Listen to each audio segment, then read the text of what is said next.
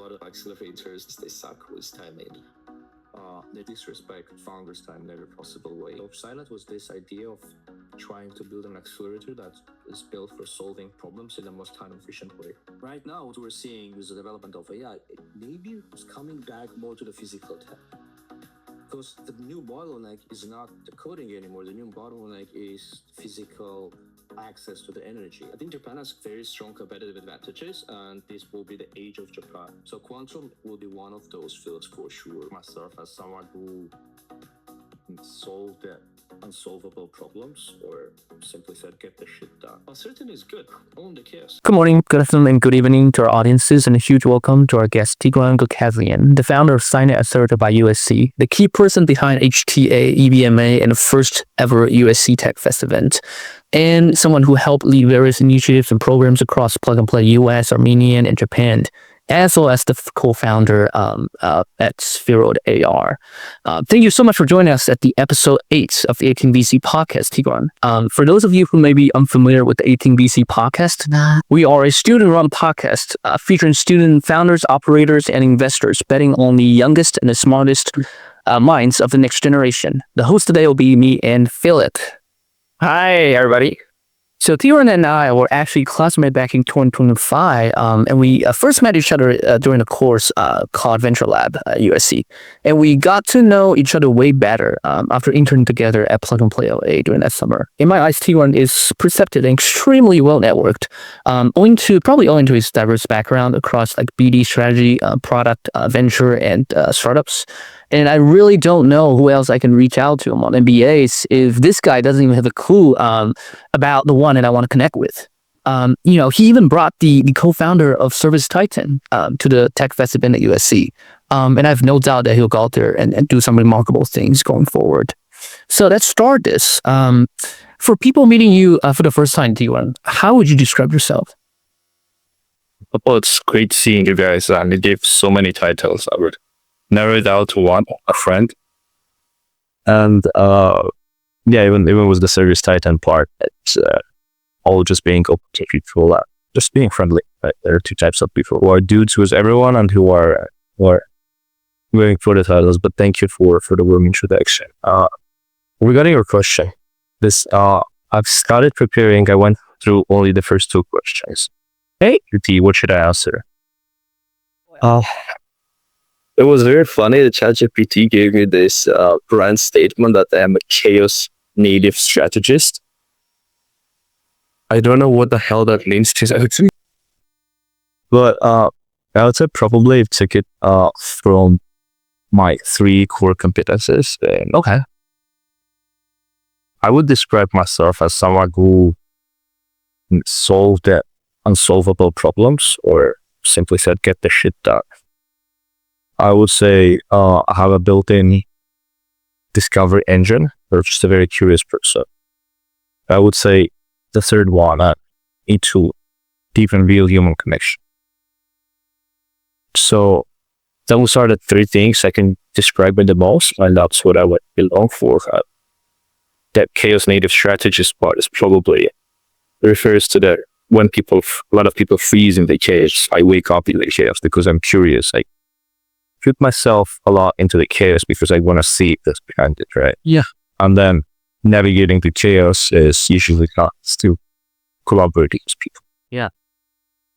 Well, I would say those 3 things: people, curiosity, just figuring it out. Yeah, that's great. My favorite word before, like, there's a deadline and then school. Every classmate I knew that thing I would say is, we'll figure it out and we'll rest it. Yeah, I mean, I think we just figured out something that AI can't do better than human, and analyzing humans' context themselves, right? Tigran, I mean, I think you did a pretty good job just summarizing some of your key traits. But we all know that childhood is an important period, and some of the things that happened or decisions you or others around the area made could significantly shape or define who you are today. Maybe if you can walk us back a bit and tell us a bit about what was the kind of environment that you grew up. That's a tough one because I grew up in a place called Artsakh. and it almost feels impossible to describe because it reminds me that real world version of Neverland, which also a fairy tale magic realm where time freezes and it's impossible for adults to get in there. What's the car? It's the same way as Neverland is. It feels very real from inside, but from outside, not many people know that even it exists. That being said, Artsakh was in an unrecognized state, fighting for its survival. Really is magical place where instead of going to restaurants and cafes to celebrate birthdays, we'd go to forests, waterfalls, and mountain lakes. It was very identity and memory heavy. Like when I had to stay by myself, I would go to ruins of an ancient city called Tigran Ghukasyan, built in 1st century before Christ, really by the king after whom I'm named. And it's the wildest place on the planet. The air vibrated differently there. You would see ancient aqueducts, horses drinking pure water from those aqueducts. Solar mechanics survive. Castles in temples were fighting each other's, even being remnants for the dominance, the position of the city. So there was a lot, and the society was very interesting. Everyone knew. That's why I think I'm good with people, because although we're fighting that heavy war on the borders, internally there was no person that wasn't known to everyone else. I would say it was the most progressive place I've ever been to, because it was progressive for the most core reason it could be for. We were trying to escape love and oppression and sort of get the attention of people who share the same values. So it was very interesting being this unrecognized mountainous state, but still the most accepting, the most tolerant, and the most diverse in thoughts and ideas place that I could imagine. So that's where I grew up for, and then now it really feels like Neverland because it exists only in people's memory. There's the land style. Probably shaped me that I don't take stability, opportunity, identity for granted. I see the value of it because I lost it. And it still lives within like the Neverland. Thank you so much for sharing, though. So I think you briefly touched on that, but could you just elaborate a little bit more on like how did that environment when you grew up, provide you with resources or a lack of resources, for what you wanted to become now? As I mentioned, it made me value the 3 core competencies I was talking about, like valuing the human connection because I was in a place where every human mattered, and it's, in a way that you want it or not, that human is part of your identity and your environment.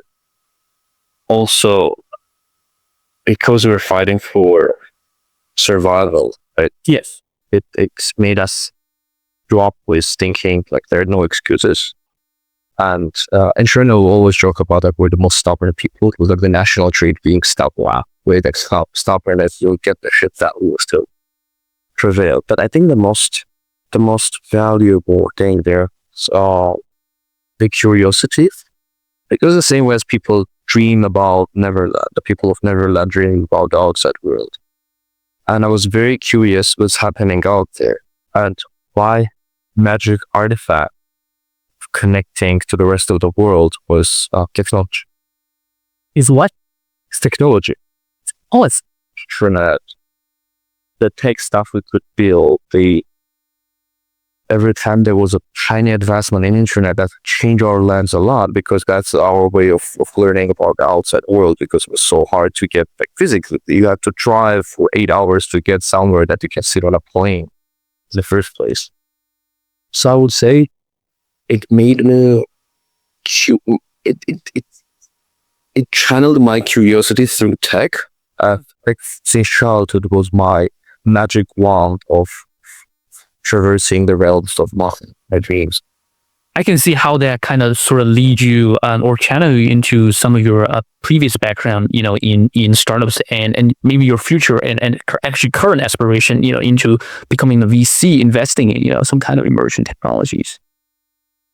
Yeah. So actually, what's your first entrepreneurial kind of attempt by your own definition, and what or who actually sparked that first try?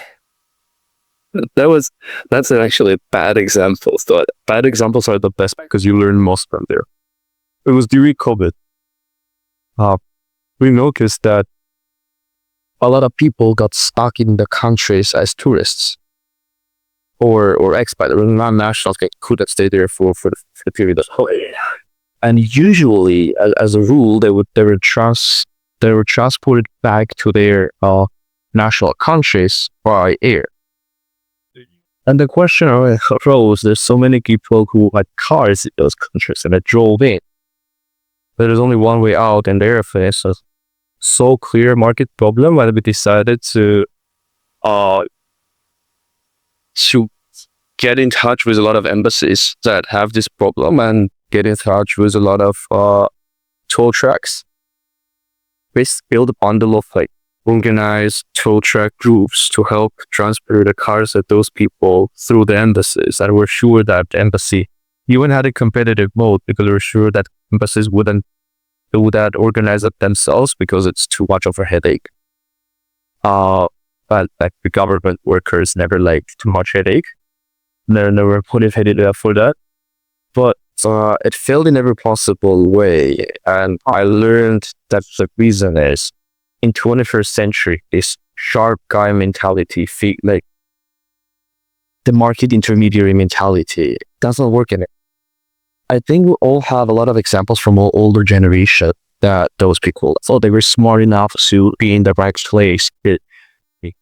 I saw where kitchen appliances are trending, so I decided to start selling that. And those are finished. All the information that is accessible to use, accessible to everyone is.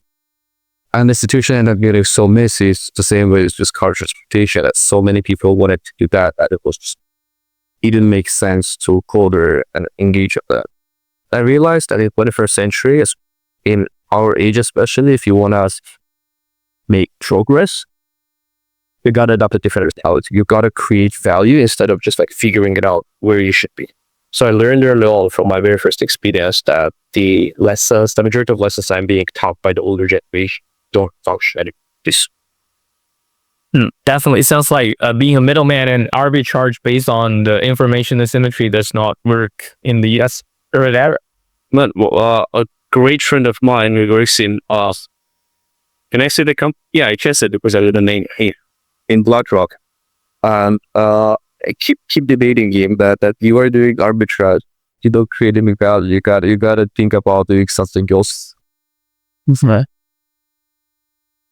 Yeah, of course. Then can you walk us a little bit more about your journey through a business development role, then to a strategic role in corporates, and then a co-founder role in a startup?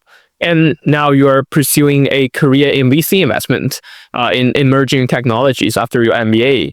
Then what actually sparked your interest in transitioning from either founder or corporate roles into a VC investor role? That's actually a much deeper question and a very easy answer. So the corporate experience and the startup experience. Startup, everyone cherishes new ideas and that they're very welcome, even they're wildest. Sometimes I was more conservative about my own ideas than the team. But the biggest trouble in your face were always shorter content. Yeah, you have ideas, but you bring them to life because there's so much possible to investors, and every pillar is a headache. So that's basically powered by finance. And it's always such a track that 80% of your time you spend on doing stuff that aren't creating value, just bringing funding, negotiating with the shareholders, building stuff under constraint for like months, but like understanding that you would be able to build this in a couple weeks if you would have the enough funding. While the corporate experience of mine, so I was in banking out of LA, it had the opposite problem. We didn't have any constraints in financial resources. We almost had this infinite pool of resources to do whatever needs to be done. But then we had this structure called the board of directors, which is the most conservative entity you would ever see in your life. And every time I would come up with this fancy, cool new idea, it would be crushed by the board of directors because of some tiny risk that be addressed by 100% because it depended the butterfly effect, that type of thinking that will happen if you engage in this or that. Like small things like changing design, the questions, what if people really made the design? What if offend some changes? What if so and so on? What if the designer breaches the safety regulations? Others have spoiled over that as well. So two environments, very different, but similar in a sense that there was something lacking in both of them to be dynamic enough to be implementing new ideas over it. So I sat down one day and I thought, well, what is the environment? Is there even an environment where I keep seeing new ideas, being motivated? First, thinking for a long time, I thought I had a few candidates. Candidate industries, and I chose because on top of solving both issues, right, you are the capital. You don't just strict by it, although there are fiduciary duties you can't.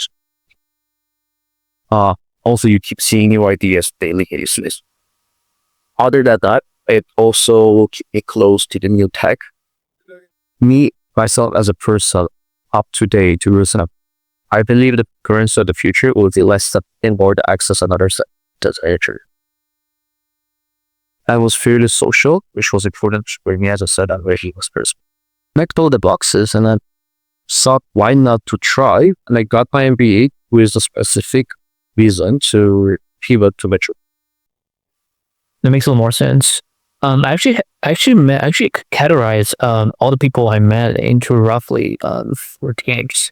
The ones who want to build companies to build, and the ones who build companies to invest, and the ones who invest in companies to invest, and the ones who invest in companies to build. Which one do you think you echo more with? Hey, that's an interesting question. When you say build and invest, do you mean the financial aspect of the latter, or the desire to bring a change to the world? Simply speaking, some people I meet are treating building as a medium to become an investor, and some are doing it vice versa, and some are just like born founders. Even if they don't want to become investor, they would just you ask all the founder versus investor. Basically, yeah. I think accidentally, unconsciously gave you the answer. It's a loop. If you're not ready to be in that loop, then you're doing something wrong. Or from my experience, all the fees are tracing back to some stories of founders, like ideologically, financially, or some other matter, and all the founders, if they don't think like investors, they just wouldn't survive in 21st century. That's true. So it's essentially a loop. Wherever you feel, I think the more stable side is investment, because it's fairly straightforward, not repetitive, but repetitive in some sense. So I would say investing is the stable stage, and farming is the stage where you realize that you're in the right place at the right time with the right people, and you gotta dare and try it again. And with the investment formation, come back to the stable for something, and then again go try something. So in my life, I plan to be in this loop, of course, and I can control the VC side that I am stable and I work there for a long time. And whenever I get back to venture, yeah, again, the start should allow for that and evaluate people time. That's actually a smart one. That's yeah, I might just think about using the same approach. I think. The next question is actually not concerning, but it's right kind of about your diverse cultural background. You came from Armenia to the U.S. Do you feel like this cultural background benefits or hurts you? In your journey to pursue a startup adventure here. That's a good one, because I think so. Besides just being from Armenia, I lived in quite a few places and I worked in quite a few continents. Right. Realize that there are no good and bad traits. There are just winning combinations of certain traits, right? If you're charismatic and extroverted, that's great. But if you're charismatic but introverted, that sort of goes a little to the waste. So I would say there's like unique traits, and I would rephrase your question more to being aware of what you are, how your cultural, family, circle, educational, professional, all those backgrounds played into making you who you are, and just being aware of those traits. So I think I'm very aware of my cultural traits as an Armenian. Like a good example I would provide you, right now I'm learning Japanese culture. Yeah. And what are the issues that they're facing in their venture ecosystem, to the whole world can learn from their problems today. Interesting. I thought it's just like a mindset, a cultural thing, but interesting, even genetically. There's a certain genome that's responsible for sort of risk taking, or better to say, optimism. So if there's long and short, if it's long, one is long, one is short, you're kind of in between. If it's both are like, and then there's the two extremes, right? I see. Americans are around 30% optimist. So there 30% of the people are genetically built to take more risks. Oh, in Japan, risk takers are only less than 2%. 2%. Almost understanding. So, no surprise that there's great technology being developed, but when the time comes taking risks and taking it to the market and going on the edge, that people just don't do it. Not all of that. You can't generalize, never. That's another thing either. But I would say as an Armenian, I'm genetically built to take risks, and my cultural and proud of the experiences also built me to the shape that now ChatGPT calls a chaos native strategist. Yeah. So it's more about understanding your traits and picking the right bundle to fight with. What is that? Yeah. I mean, I can see you definitely have the two lone traits, right? Yeah, I think so. I haven't tested on that, but I'm pretty sure it's. Then we want to move on to your experience in the startups you founded as a co-founder, this Spheroid universe. Can you share a little bit more about with us that what was the proudest achievement during the experience, and what are the most valuable lessons you take away from these building experience? Yeah, I would say the proudest achievements is it's always about it, and that's a takeaway.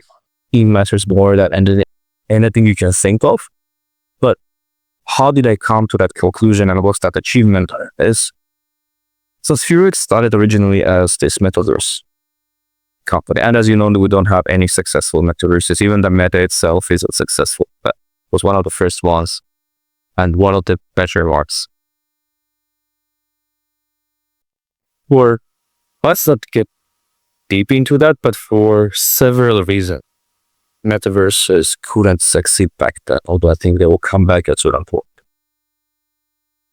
During the journey, the team was developing applications on that metaverse by themselves, just like sort of the first iPhone came out, Apple was developing applications for iPhone until everyone else got into the party. And it became a marketplace for everyone to be creating. While the team was developing the first applications on top of the metaverse, they were using the tools that were widely used to develop VR, XR, AR applications. And those tools were the gaming engines, the programming environments that are built for building games.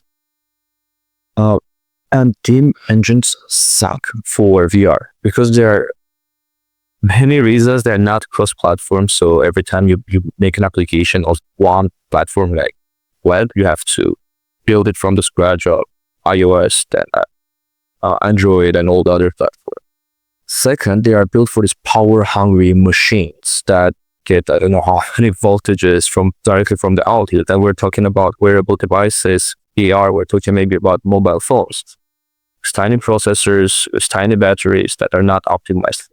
So the team started building a lot of shortcuts to bypass the limitations of gaming engines. And then at some point we noticed that, hey, the amount of shortcuts we built, if you put them together and bundle them, work a bit on the UX and UI, you have a product which will be the first ever XR native engine. This environment to develop applications in there, sort of Photoshop for VR, or sort of the programming language for that, like in a layer of that.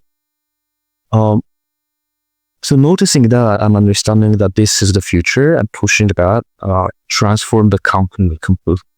But as I said, there's so many issues with organizing the pivot. The investors were in the line. Some of the founding team wasn't aligned. So many people were not aligned. And that's where the main lesson came from, that I understood. If you want to make a change in any environment, you have a vision. You don't talk to the decision makers at the top. You build a momentum with them. You just go to the people who will be actually building that, to the developers, and talk to them. If they share your idea, if they don't, you'll modify it based on the ground, not on like stupid theoretical discussions.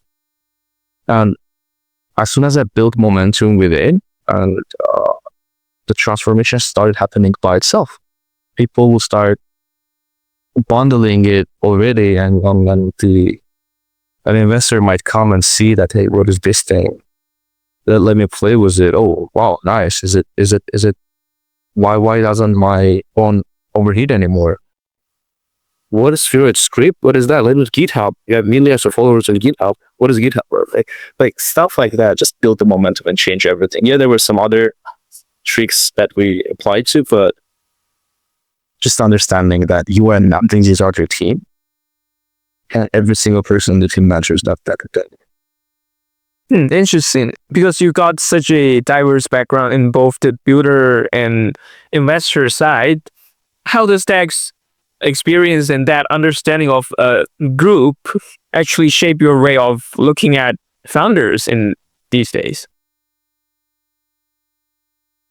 Honestly, I don't think it shaped how I look at the founders. I think I had to relearn how I look at the founders when I got to VC. My perspective is very technical, because all the founder is obsessing about is the product. And the founder doesn't really think about himself as a product, or herself as a product. So coming to DC, I had to learn to zoom out from technical measures of it. Like, if it's okay if you don't have everything working, or if it's okay if I don't see how you like reach everything from A to Z. You might have some gaps between C and E letters, but if I see that you're a type of person that will figure it out, and will be resilient enough, perseverant enough to get it done, and you have the right team, you have the right background, you have the right track record, I'm betting on you, especially in early stage, right? I'm more focusing on early stage investment. The earlier stage we invest in, the more we focus on. The more we invest in the founders themselves rather than the product. So that also had to relearn what a good founder is. Okay, that's actually super interesting, because from my personal view, I think founders who are kind of more of a technical background has been able to move faster in the earliest stage during the time where we are talking to our fellow other founder interviewees we host a podcast on. And do you see that, like, the founder who are kind of more a technical person would be a better, I don't know, founders in the earliest stage that can get things moving, at least? I would say that being technical person is really fine today with all the tools that you have to do. Like, again, also it's very industry dependent. Like if we're talking about quantum computers that we don't know when they'll be error free and if they will ever be, right? You need a technical person who just loves sitting in the lab developing the thing he develops, and then like they understand the technicalities of better.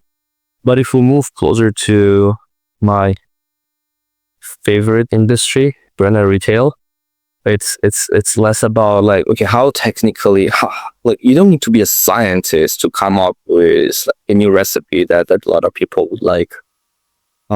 My preference and my experience is more on the deeper side of the things where the founders are more technical. But A, it's very industry heavy, and B, it's always changing. There's no sort of formula. Formula is always changing because the more tools you have, the less technically capable you need to be.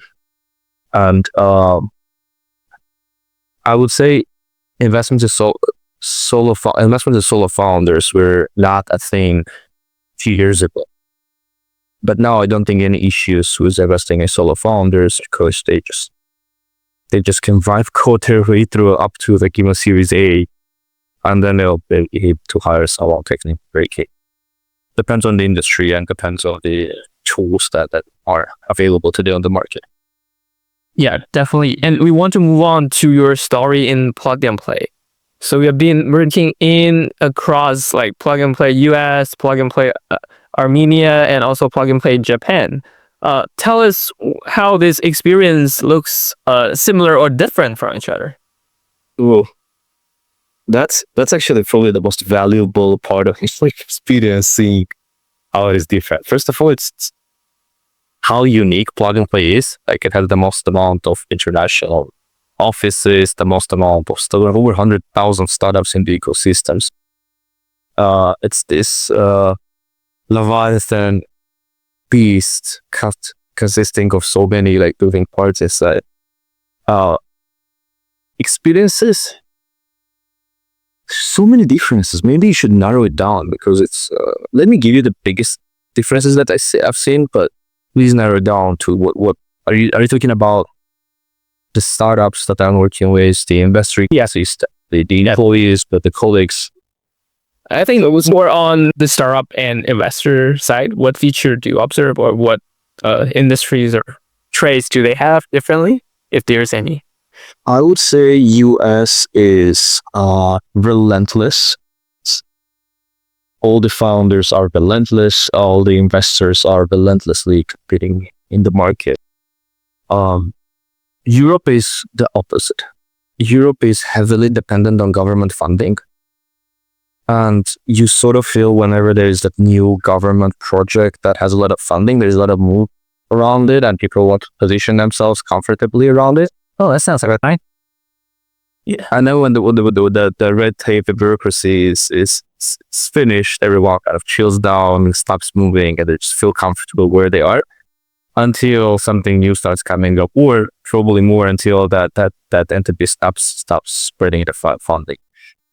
By the way, I think that's a big problem for Europe because it's not how that doesn't create the best motivational system for ideas to thrive. I think Japan is a little bit different, right? Japanese have this thing called Kaizen mentality. Kaizen is this strive to perfection. Oh, and you notice that even like you go to the smallest, tiniest, oldest cafe. I was like, there's so many tiny details that someone paid attention to. The way like the way they frame the painting on the wall, and that's already dust. That's not dust. It's very clean, by the way. The way they take care of everything. The way the chef knows exactly where every product is coming from, and that transfers to everything they do. Right? So I would say in Japan, a lot of the innovation is driven by this idea of creating and just reaching the perfection in what they're doing. But it stops there.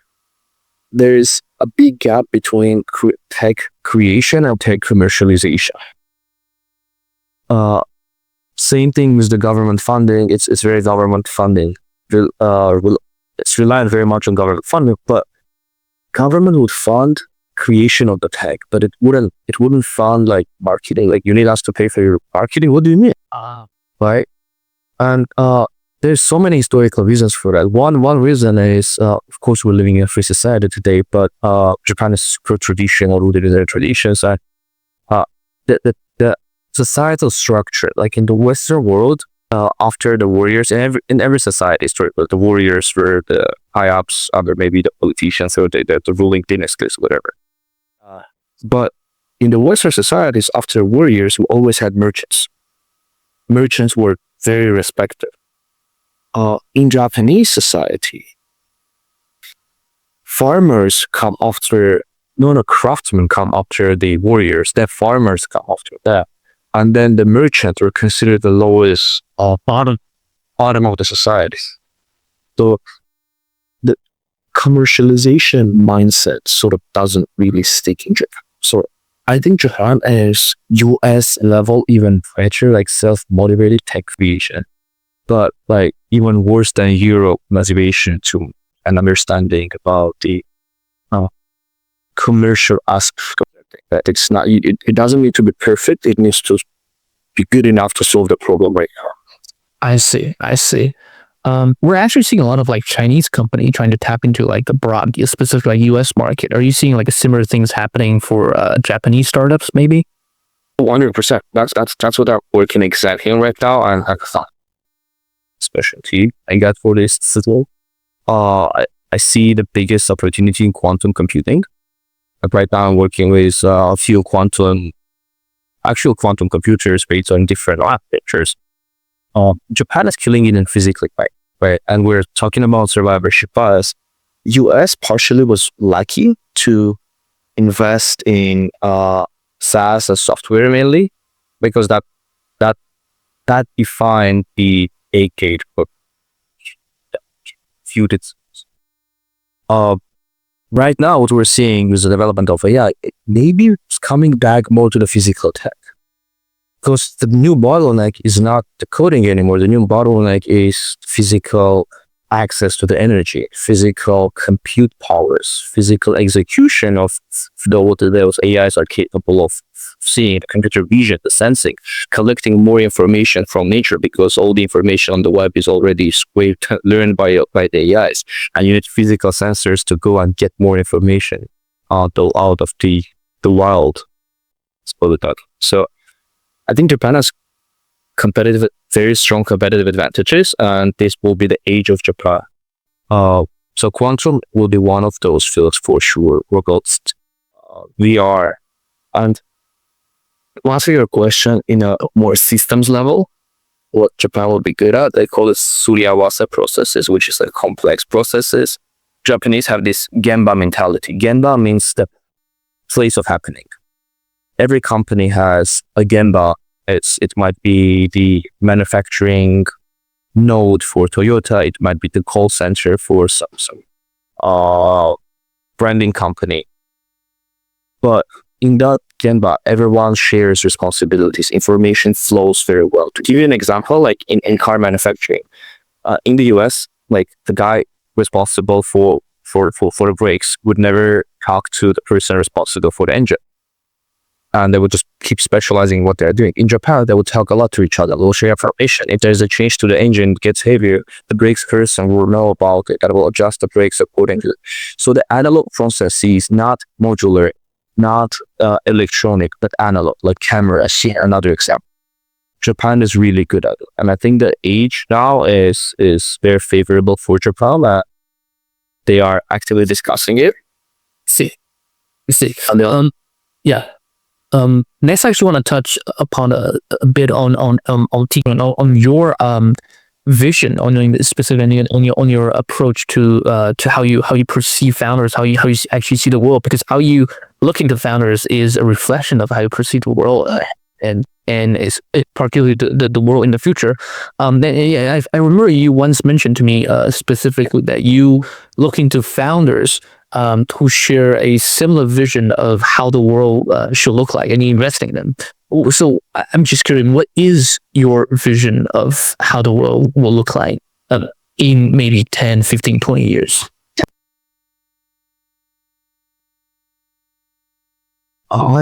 That's a that's a hard question.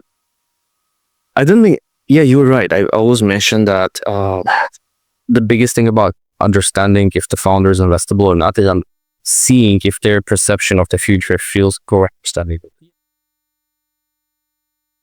Well, I would say it's not. It's not. Are you still upholding the belief, or you can share anything that if they can?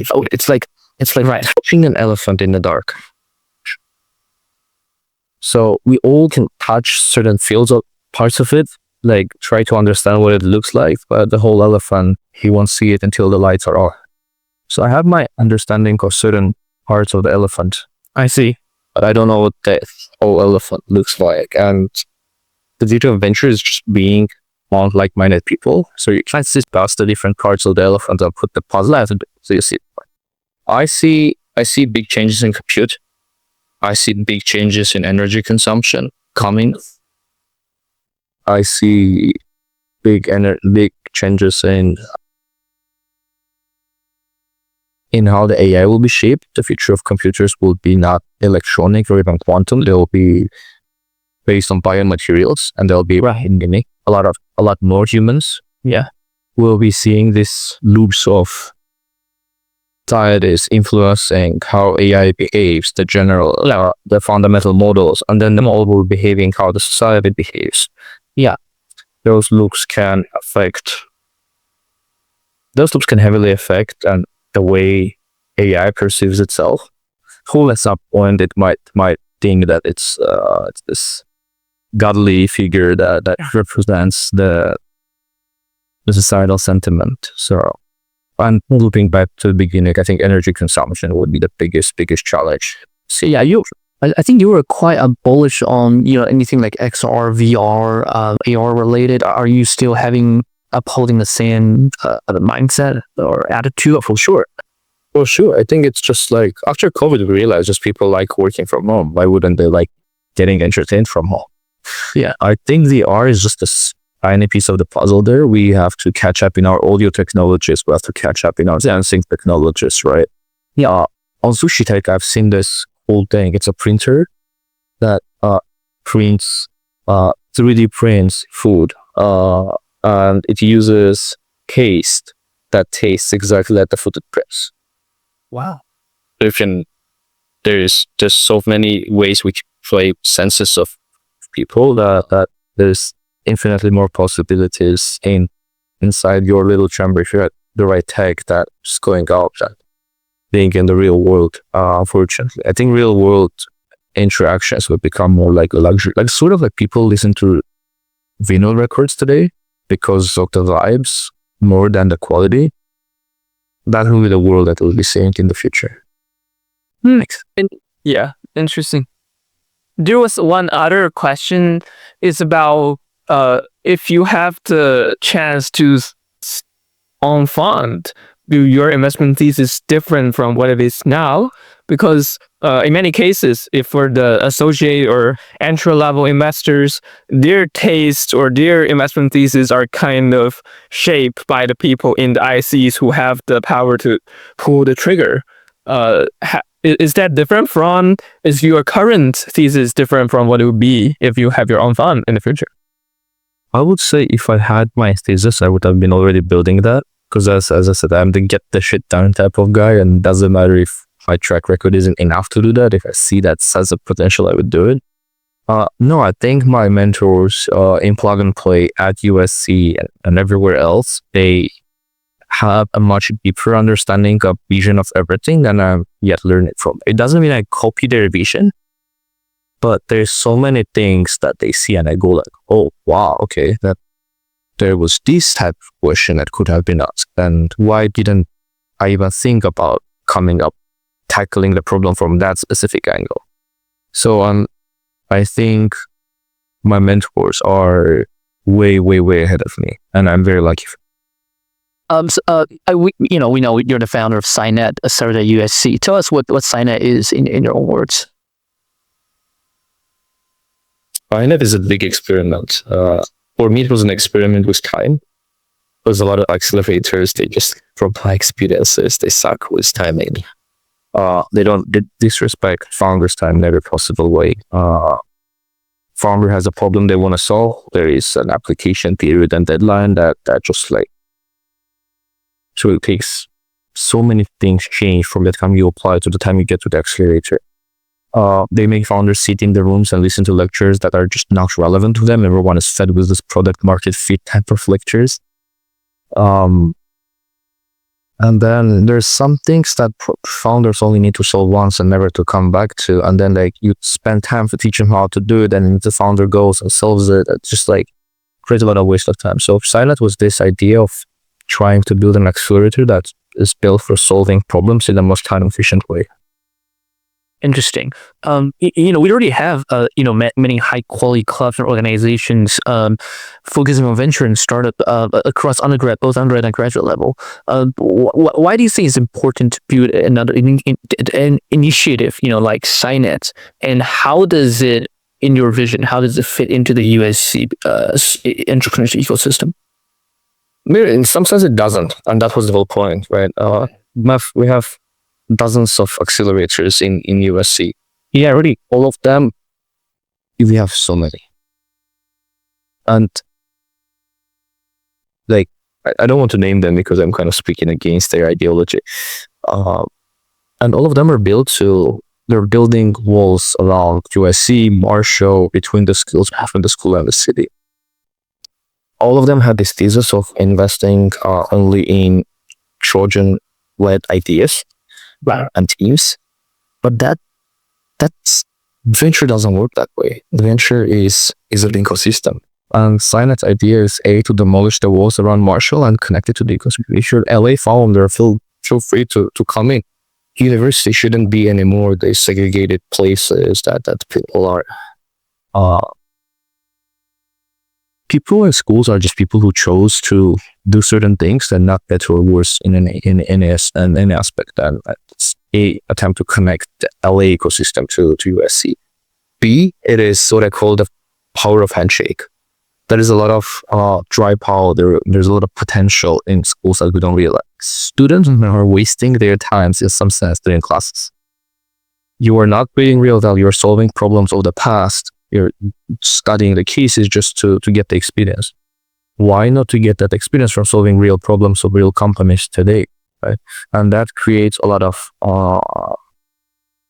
value for the startups. They come and they get the support. If they don't like it, they just made a network. They made the strongest network of the United States, the Trojan network. And again, it gives credit. A lot of people in MBA, they pivot to different careers and they need these emerging tech experiences.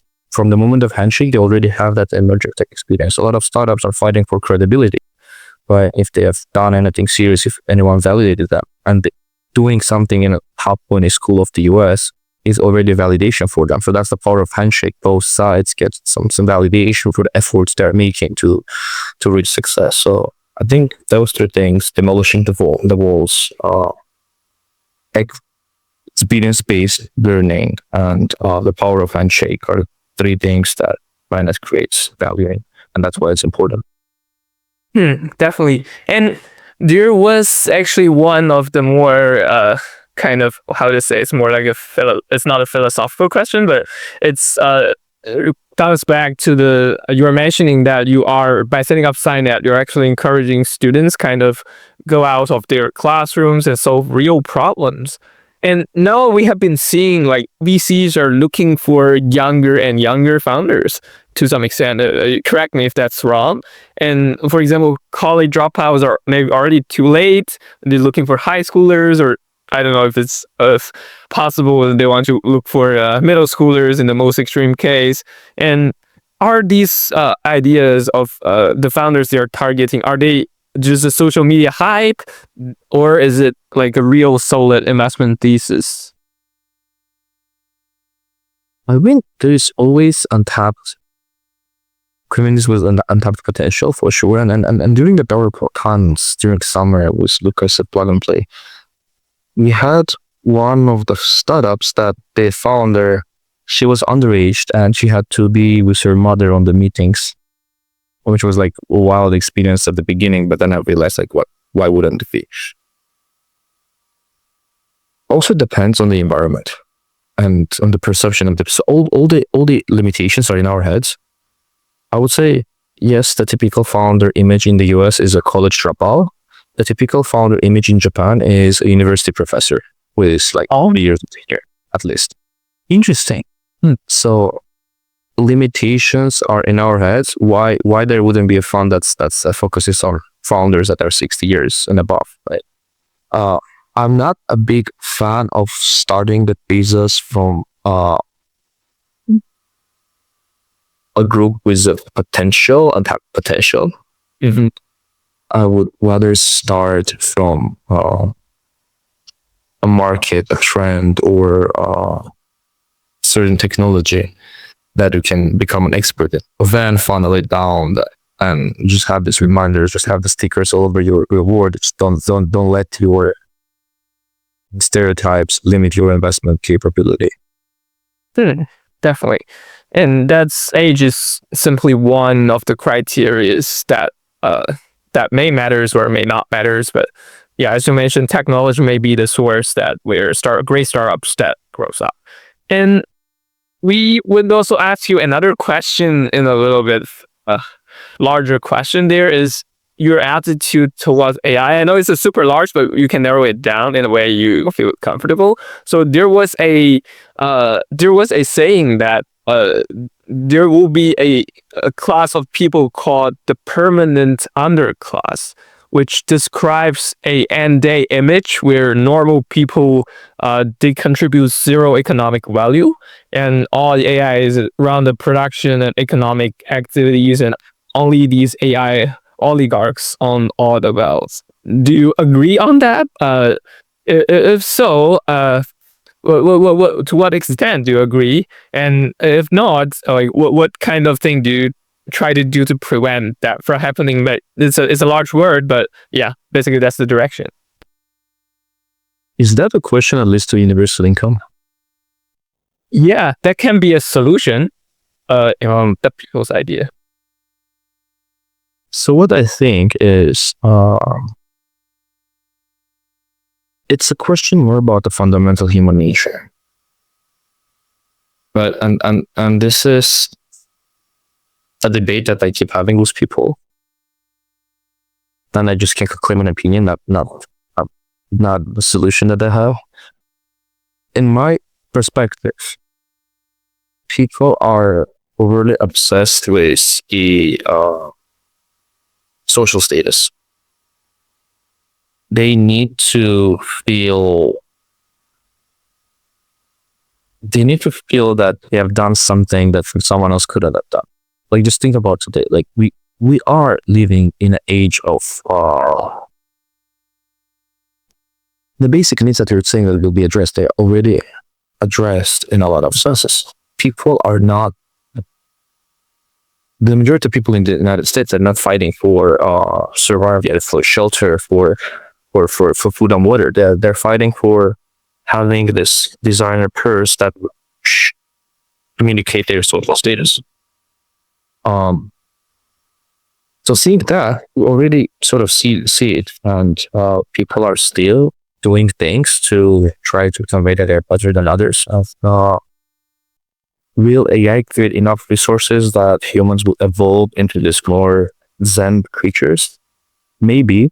Also, some people make the references that originally people were built different and we're living different. So you're living for the community. That community was always above it. You can a little bit see that in Japan.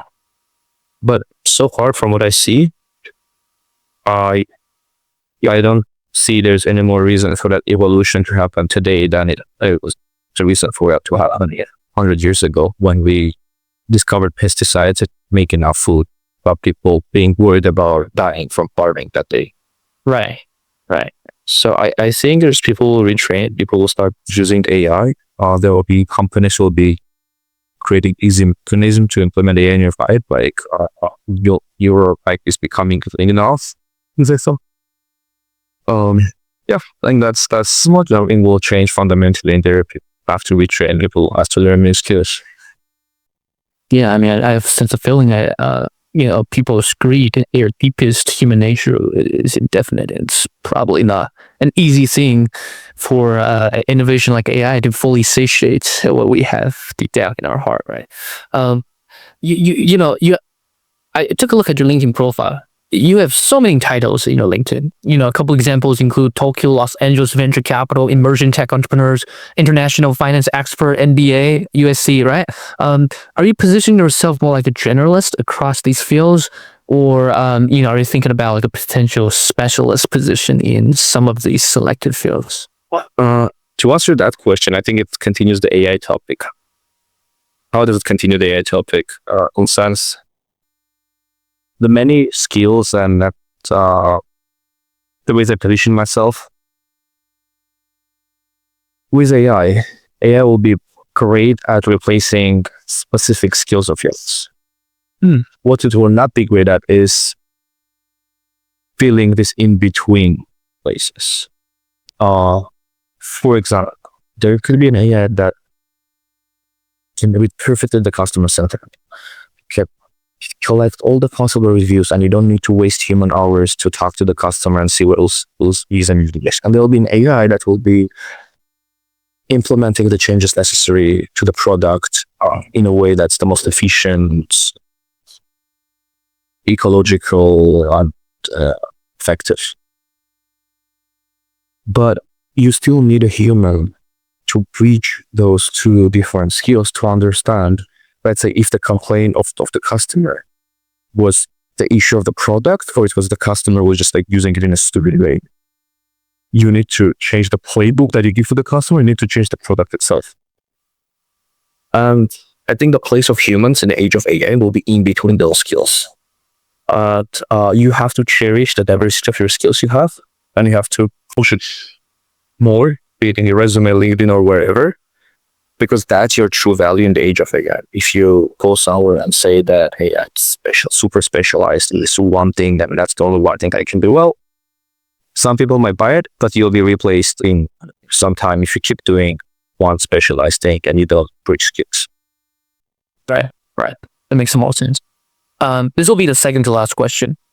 We all make decisions regularly, a lot of decisions on a daily basis, but some of them are trivial, right? Well, others may have like more profound implications in our future.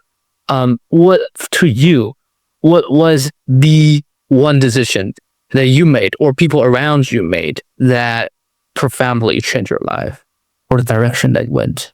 I would say it's not just the decision itself, although it had a huge role. It's how the decision was made. And it was right after the war, was part of the war in 2020. In Armenia. And after the war, I realized I need to make changes in my life. And I was going to an undergrad in Armenia. And I decided to transfer to the US. I finished 3 years of undergrad studies in Armenia. All the people around me was saying, like, you either lose years instead of saying like a year at least for transferring. You can just do a master's instead and lose about here. And majority of other people would say that's physically impossible. If that would be possible, everyone would do that. Long story short, I pushed the transfer to University of Massachusetts in Boston without losing a single month on the way. It was a long process. I had to loop in some BBC reporters just to make them feel that they shouldn't be depriving me of my rights to my education. Wasn't any worse to take any exams. I pushed that through, and the fact that it happened after the war and the fact that everyone was saying to me that's impossible, and I still made it. I think US is it's a venture hub. I've learned so much. I didn't know what private equity is before coming to the US. Wow. That was how much my worldview expected. Wow. That was the best decision in my life. But the way how it happened, getting the impossible done, going against everyone's advice not to waste time, helped me realize that I can keep doing that. And that's actually it touches perfectly on my last question. For all the other student founders, or early stage founders, not necessarily students, out there who feel early or uncertain, what would you want them to hear? What's your advice? Uncertain is good. Own the chaos. Like if you're uncertain, it means you have. Okay, during the war, it was a war that we lost, right? And we had this joke. So the soldier reports to the commander. The commander, we're encircled, and the commander goes, "Great, we can attack in any direction." Oh, so if you are encircled, you can attack in any direction. It's actually the world is your oyster is probably being said in this case, because if you know exactly what you want to do, and if you need, especially if you know what you don't like, oh man, that's the worst. You're limiting yourself so much. So to the people who are just getting to their programs, I was one of you. I am still one of you, right? I'm still studying here in Japan as well, exchange. I had no idea how to break into venture. People were saying like, well, I was networking my ass off. I mean, what does it mean? Is it like collecting the souls on LinkedIn? Is it just going and being a certain venture capitalist like that I deserve an like, how does this even work? And people would tell me these overly complicated stories of how great they are. Like they figured out the most relevant thing to server email, and they would send that relevant thing, and every Tuesday, 8 a.m. I don't appreciate those people overcomplicating it for me. The solution is just be there. If you don't know how something is done, but you're curious enough, just be around. Go to events, talk to people, watch YouTube videos until you start owning that. That's how everything is learned. Like when we were kids, we didn't know how to talk. We just tried, failed until we figured out, and now we can run. It's the best place that you can be at, that you're curious and you have many possibilities. There is nothing than freedom of making a choice. Thank you so much, Tigran. Thank you so much, Tigran, for your time and for joining us tonight, for being with us on this episode. I appreciate your time. And voting, if you like what we are building at 18 VC, don't forget to like and subscribe, and stay tuned for our next releases. See ya. Bye. Thank you. See you. Thanks a lot, guys. Keep an eye on Quantum, especially the one coming from Japan. Will make a big difference.